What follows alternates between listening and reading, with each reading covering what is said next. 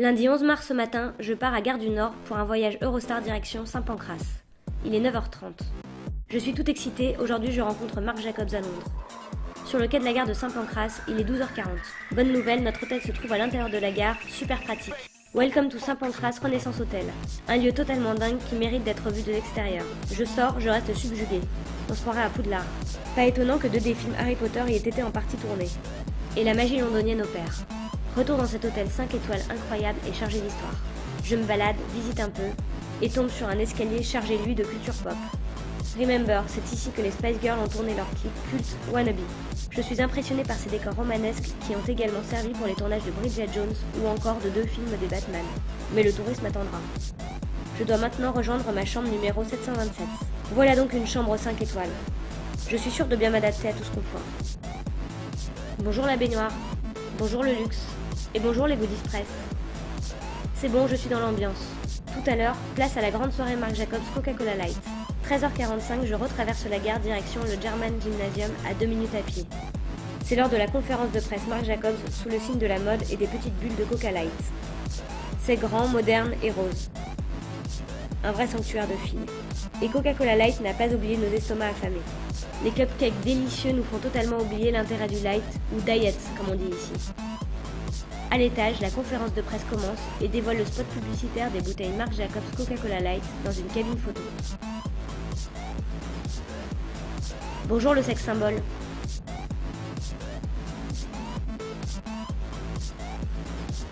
« 80, 90, 2000, les 3 dernières décennies de la mode y passent. Je volerais bien ces 3 bouteilles géantes pour mon salon, et Marc pour ma chambre.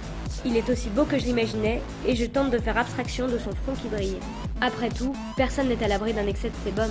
Alors que Marc part se passer une lingette matifiante, il me tarde de découvrir les bouteilles en vrai. Place à la dégustation.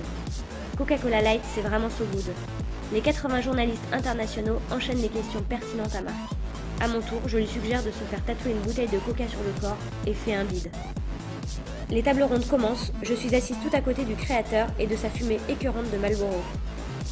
Clope, Coca Light Sport, Marc a une vie très saine.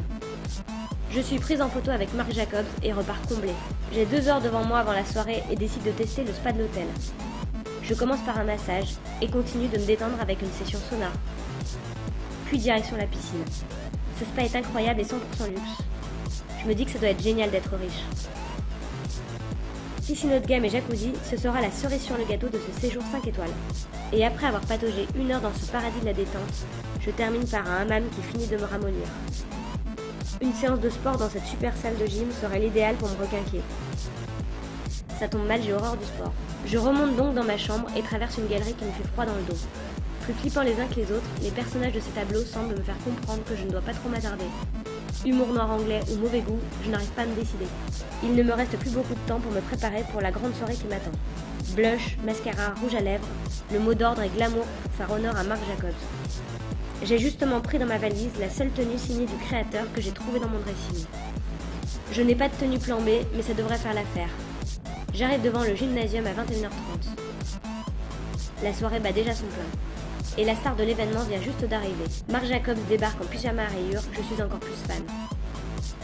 Les bouteilles Coca recommencent leur show, mais cette fois-ci on fait les choses en grand. On se croirait au jour de l'an chez Patrick Sébastien. Sauf qu'au lieu de faire tourner les serviettes, Marc Jacobs fait une apparition plus classe que jamais. Modeuse, attachée de presse, journaliste, tout le monde s'amuse dans son coin. Jusqu'à l'arrivée de Andrew Cooper, aka le jardinier le plus sexy du monde. Celui qui donne envie de prendre sa pelle et son râteau. Celui qui fera de 2013 l'année du jardinage. Il y a embouteillage pour prendre sa photo auprès d'Andrew. Mais je ne me décourage pas et repars avec mon cliché groupie. Marc Jacobs est partout, sauf dans la salle où il ne nous a pas honoré de sa présence plus longtemps. Heureusement, Coca nous a organisé des animations, avec en star la cabine photo de la pub. Fille classe et premier degré s'abstenir.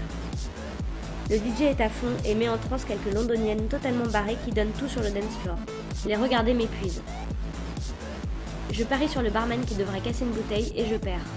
Je découvre une animation photocall, joue à la starlette avec une attachée de presse et une journaliste, c'est notre moment de gloire.